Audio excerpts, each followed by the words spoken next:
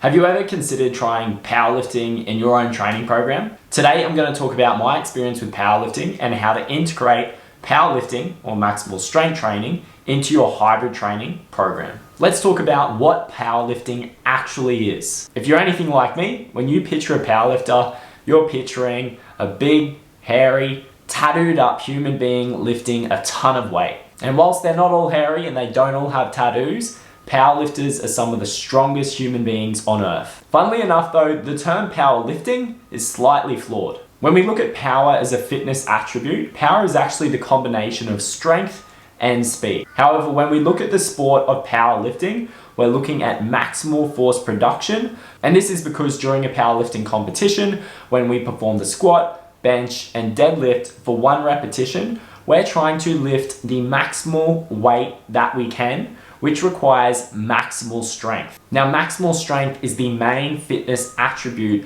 that we are trying to increase through powerlifting training. However, powerlifting is also notorious for being a really good way to build muscle mass. Not only that, but maximal strength training can actually play a very important role when it comes to hybrid training, as it can help us to increase our lower body's maximal force production, which makes us more powerful and economic runners. So first of all, let's discuss how I got into powerlifting, what I was intrigued by, and what my experience was like as I trained for a couple of novice competitions. So powerlifting was one of the first things that I took up when I first became a personal trainer. Whilst I was in a commercial gym, there was a heavy powerlifting influence, and a lot of these coaches knew powerlifting coaches in powerlifting specific gyms. So this opened me up to that world and also opened me up into a good line of education through these mentors. Now, one of my biggest takeaways, not only as a coach, but also as a trainee, was that powerlifting was one of the best decisions that I made to incorporate into my training,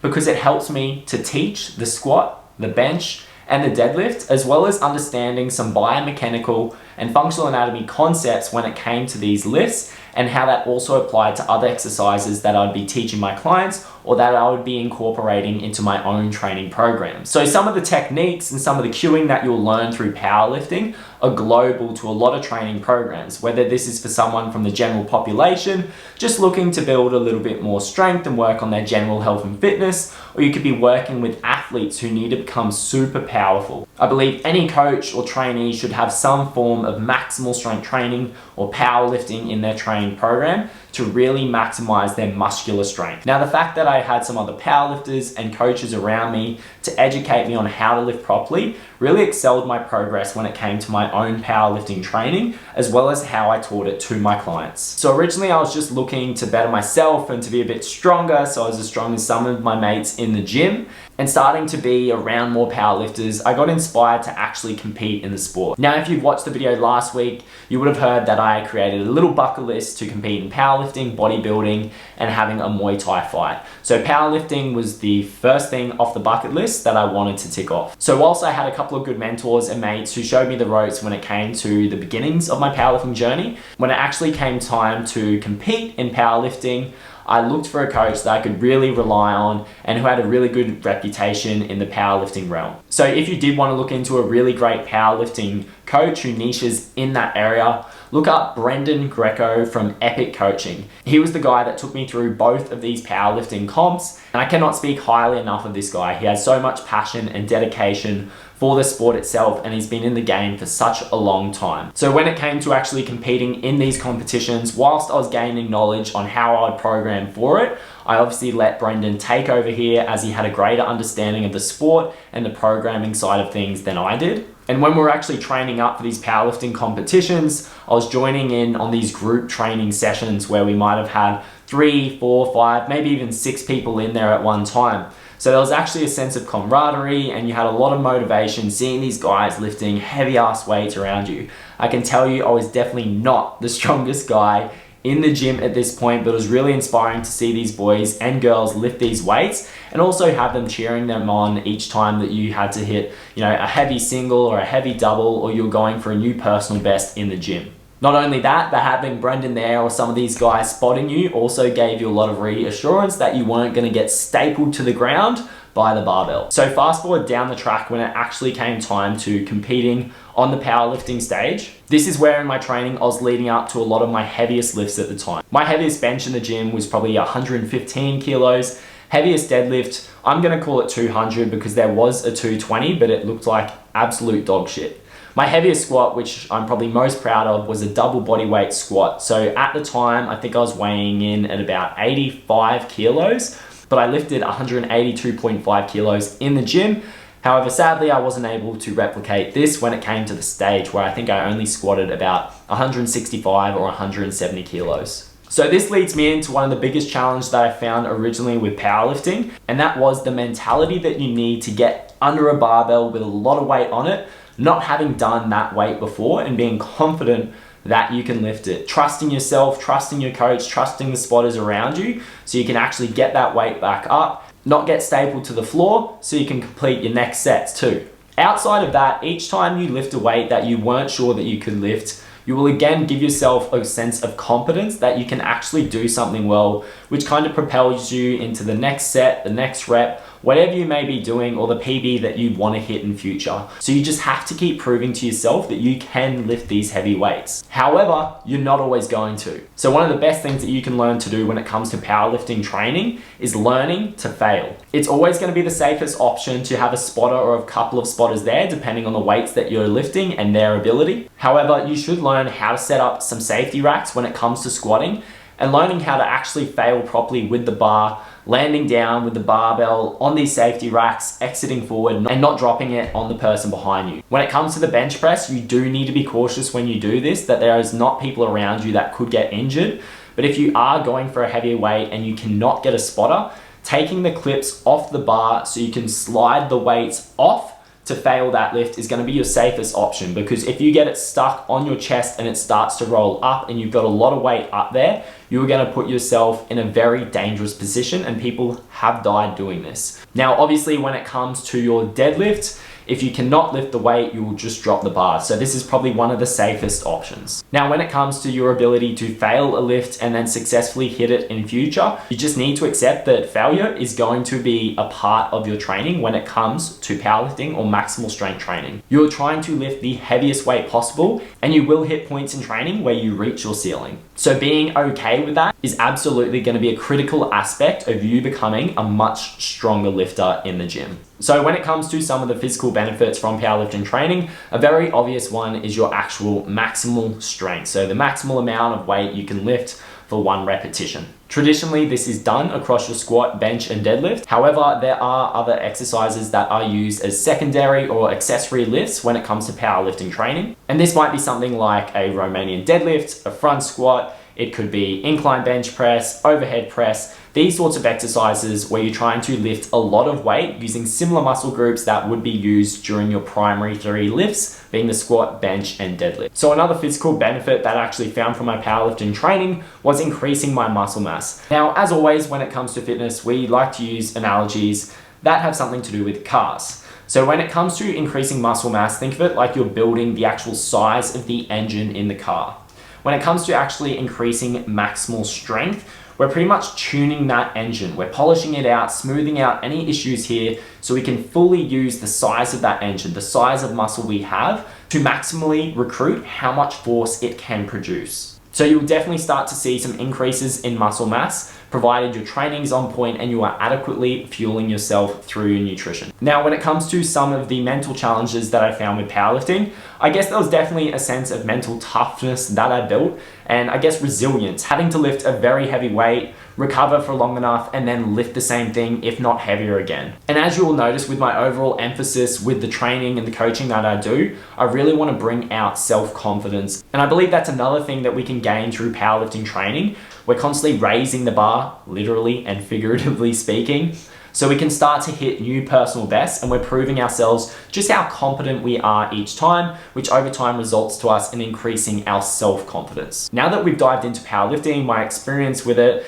some of the challenges and benefits that it does present, let's talk a little bit more about integrating powerlifting or maximal strength training into a hybrid training routine. Now, for those unfamiliar with the concept of hybrid training Traditionally speaking, we're looking at combining both strength and endurance training. Now, as these two fitness qualities don't inherently support each other, it becomes a bit of a balancing act to manage our training load so one does not interfere with the other. Typically, another thing that you can expect with hybrid training is not to get the best of both worlds. However, to gradually progress in both worlds. If you want to be the best powerlifter that you can absolutely be, stick with just powerlifting training and only use endurance to give you some sort of physical or recovery benefit when it comes to your powerlifting training. On the other hand, if you want to be the best runner that you can be, you want to be prioritizing your running training, and any strength training that you do should only be complementing or supporting your running training. It shouldn't be negatively impacting your running performance. However, when it comes to hybrid training, we are trying to gradually improve in both. So it does take some important consideration into managing your training load and making sure that we can improve incrementally in these areas, or at least prioritize at certain points of our training, or maybe during periods where we're training for certain events, and then prioritizing the other one when we want to increase it a little bit more, or we are competing in a specific event in that chosen sport. Now, typically when it comes to how maximal strength training can impact our endurance performance, how much you bench is probably not going to do a whole lot for how much force that your lower body can produce. However, when we look at our squat and our deadlift, and any sort of squat or deadlifts or hinging variations and any single leg movements, this is really where we start to develop more maximal strength or some muscle mass, which can actually support our running performance. Now, when it actually comes to supporting our running performance, there's two primary ways that we're going to see increased endurance benefits as a result of maximal strength training. So if we can increase the amount of force that we can produce, we can then transfer these forces into the ground as we run so we can propel ourselves forward with more power.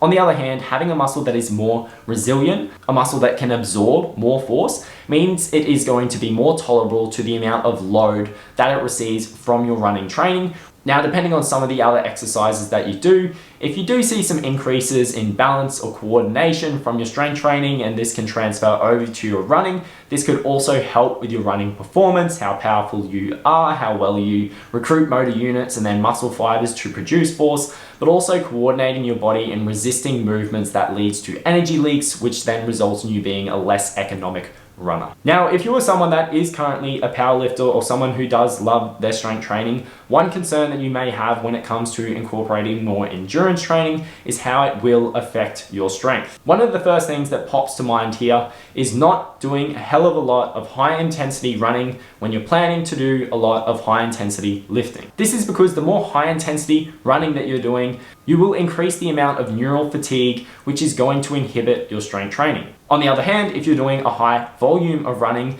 and you suddenly increase this training load, you can then also expect to be more fatigued, which is going to interfere with your strength training. So again, the idea of hybrid training is how well we can optimize both types of training without them affecting each other in a negative way. Generally speaking, one of the things that you are going to want to do here is not run before you do your strength training, as it is going to limit your performance during some of your maximal lifts in the gym. On the other hand, if you are someone who is training 4 to 5 days a week in the gym, and then you want to add 3 to 4 runs in a week, you may then expect to see some decreases in performance. Now, this might only be as a product of fatigue, and you may not have actually lost any muscle mass or any sort of neural ability or skill when it comes to your strength training. You're purely just carrying more fatigue, which will mask your actual level of fitness. So in this video, I'm not going to encourage you to actually do 2-a-days or anything like that. What I am going to encourage though is that if you are someone who is doing 3 to 4 days of strength training, is to slowly add in 1 to 2 runs into your training week. Or if you are a runner who is training 2, 3, or 4 times, is to only start to add maybe 1 or 2 strength sessions initially when it comes to incorporating some of this maximal strength or powerlifting training into your routine. For the complete beginner, if you're not doing any training at all, or maybe you're just doing some fitness classes, things like that, you may only want to pick a little bit from each area, whether that is 2 to 3 strength sessions and 2 to 3 runs. The idea of hybrid training does not mean that we smack a powerlifting program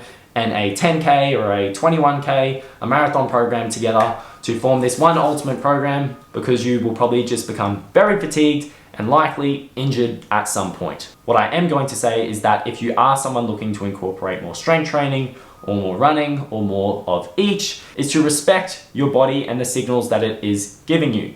If you are starting to feel niggles, fatigued all the time, very irritable, very run down, your sleep's affected, you're having mood swings, you may start to be increasing fatigue to the point that you need to deload for your training, or you at least need to organize your training weeks better so you do not blow your body up, figuratively speaking. So I've already alluded to a few mistakes that people make when it comes to integrating strength training and running, or even beginning both together.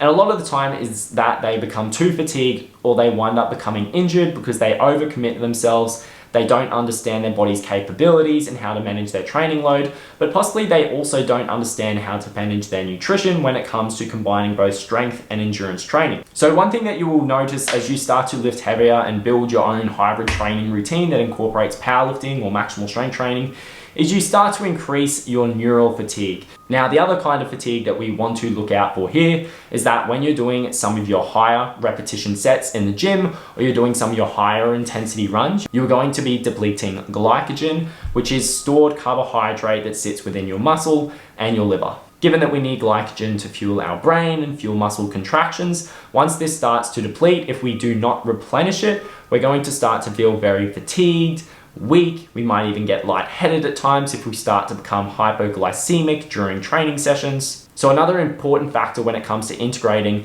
powerlifting into your hybrid training routine is making sure that you're increasing the amount of carbohydrates that you are consuming through your diet. Now, when it comes to this neural fatigue, one of the best things that we can do to reduce neural fatigue is to get enough and high quality sleep. The other thing we can do and start to incorporate into our training is 1 or 2 rest days a week, and maybe once every 4 to 6, maybe to 8 weeks, we may need to start to incorporate more deloads. Now, for myself, I find every 3 to 5 weeks, typically based off the training that I'm doing and my lifestyle and stress factors and recovery factors and how I'm sleeping and my nutrition, I'll typically need to take a deload because I start to become quite fatigued. I realize that my performance is starting to stall. Maybe I'm starting to get tired. I'm having issues with my sleep. I'm getting a little bit moody, a little bit irritable. So I know this is a time for me to take that deload. So whilst you can take a proactive approach and you can plan out a deload on the 4th week and the 8th week and the 12th week of your training program, reactive deloading is another great way to do it, because then you're actually timing these deloads based off the fact that you are then running into issues with fatigue and training performance. Now, another common mistake that people make when it comes to incorporating powerlifting, maximal strength training with their running is the fact that they're trying to lift PBs every week, they're trying to run PBs every week, and they're pushing their body beyond what it can recover from. Remember, we need to stimulate the body, recover, and then adapt. If we consistently overstimulate the body, don't recover enough, then we won't see these positive adaptations that we are trying to make through our training. So when it comes to managing your training load in the gym, we want to look at the volume. How long are these sessions going for? How many sets are we doing in these sessions? How many exercises can you actually fit in a session before you start to notice that you are super fatigued?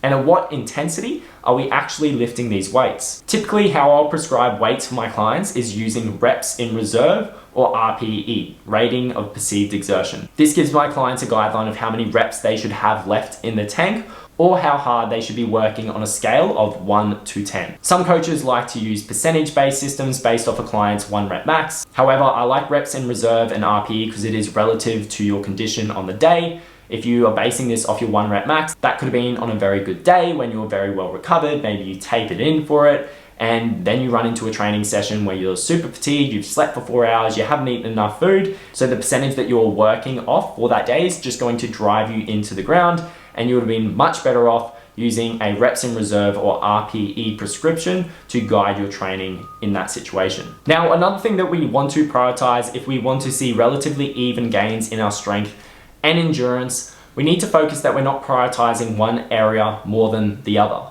We definitely can focus on doing it at these times, especially when it comes to competing in 1 or 2 of these areas, or prioritizing some fitness testing, either towards our maximal strength or our endurance by doing like a 5K, 10K, maybe a 21K time trial, whatever it may be. Again, another way we can start to look at this is making sure that we are scheduling our training so these sessions do not interfere with the performance on one another. Now, how do we manage this? We've just got to look at our weekly training schedule. Are our sessions interfering with one another? If they are, how much? Are we expecting to see some sort of negative impact here? Is it just going to be fatigue that is masking our actual performance, and once we deload, are we going to see improvements in PBs at that point when we are testing our maximal strength and our endurance?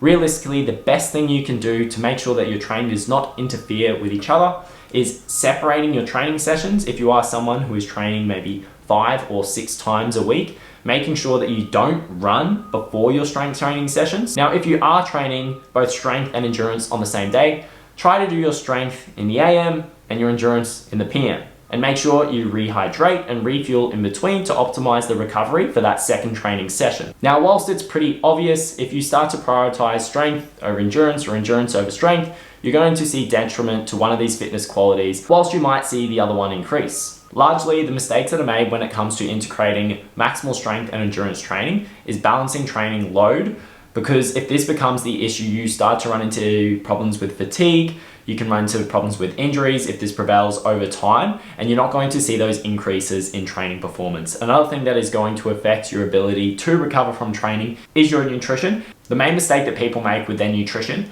when it comes to running into issues with injury, fatigue, performance reductions is not fueling themselves adequately. So they're not eating at calorie maintenance or in a slight calorie surplus, which means they might see some reductions in muscle mass, higher amounts of fatigue, and also reductions in performance. To work this out, you'll want to calculate what your actual energy expenditure is, find what your maintenance is, or find what a slight surplus might be, and adequately distribute your energy intake, prioritizing protein and carbohydrate whilst minimizing fat. This will be the best way to distribute your macronutrients whilst also prioritizing body composition. Okay, so let's discuss what a training plan might look like when it comes to integrating powerlifting, maximal strength training with endurance training, specifically running. Typically, how I would schedule this across the week would be having a strength day, run day, strength day, run day, strength day, run day, and also fitting in a rest day either midweek or at the end of the week, whether it be a Saturday or a Sunday. For example, we could have maximal strength training on the Monday, the Wednesday, and the Friday,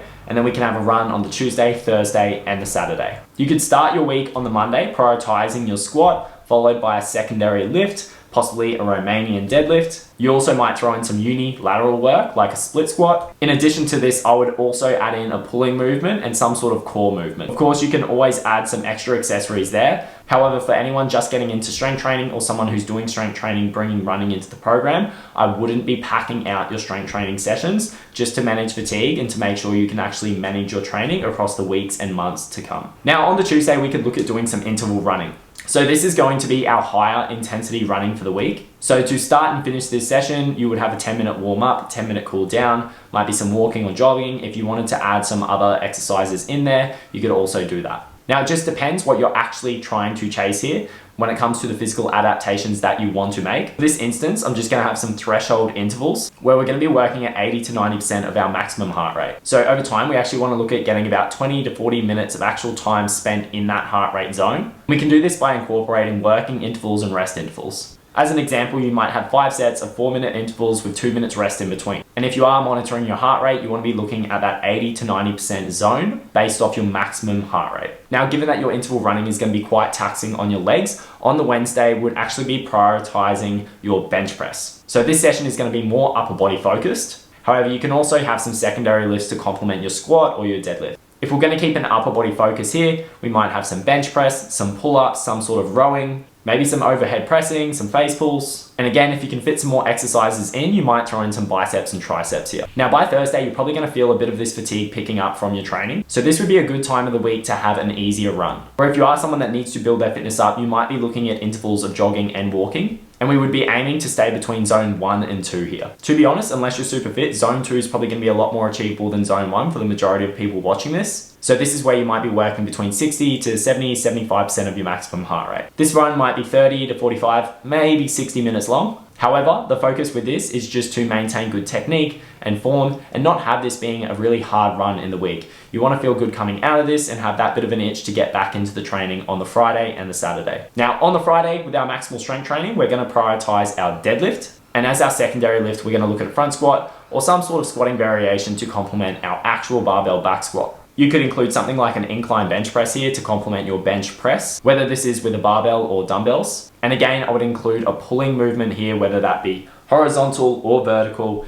and another core movement. Typically, when it comes to core training for my clients and for myself, I just like to focus on the actual actions of our trunk muscles. So we're gonna have a little bit of spinal flexion using our abs. We're gonna have some trunk rotation and some side to side bending or lateral flexion as well. So for your spinal flexion, you're gonna be looking at some sort of sit up or crunch variation. For your rotation, you might be looking at something like a Russian twist variation or some sort of cable wood chop. And for your lateral flexion, you could be looking at holding a kettlebell and just doing some side to side bending. Now, given that people have more time on a Saturday or a Sunday, this is usually going to be a great time to do your long run. For the people watching this, that might be a 60 to 90 minute run. My recommendations would be to stay within that zone 2, but if you start to spill into zone 3, don't stress too much. So here you want to be working to about 60, possibly up to 75, 80% of your maximum heart rate. You should be finishing these runs feeling like you've got more in the tank. You shouldn't feel absolutely exhausted. However, this is obviously going to differ based off your fitness level and your running abilities. On the Sunday, my recommendation would be to rest. Go for your sauna, do your ice baths, that sort of thing, any sort of mobility work that you want to do. Or you might want to go for a nice long walk or do some hiking. Just be gentle with yourself and allow your body to recover and adapt. So in this video today, we discussed powerlifting, briefly my experience with powerlifting and how I competed a couple of times, some of the challenges and then some of the benefits that I actually received from this sort of training. And finally, we started to lean into how you can integrate maximal strength training into your program, some of the challenges and common mistakes that people make. And finally, we actually gave you a bit of a guideline on what that might look like on paper when it comes to combining strength training and running. Now, whether you're someone that is just looking for general health and fitness, or you really want to maximize your hybrid training performance, being that of maximal strength and your endurance, possibly your body composition as well, I cannot encourage enough the use of powerlifting or some sort of maximal strength training in your program to increase your health, longevity, but also your physical performance. I think you'll see some psychological benefits as well, whether it is increasing that little bit of mental toughness or resilience, creating more self-confidence for yourself in achieving different milestones, achieving new PRs, PBs in the gym, or maybe it's actually competing on a stage, whatever it may be. I think there's a lot of benefits to be gained from maximal strength training as a whole, and I think you are missing out on a lot if you leave it out of your training program. As I can only cover so much in these videos, if you do want more advice or you have more questions about integrating powerlifting or maximal strength training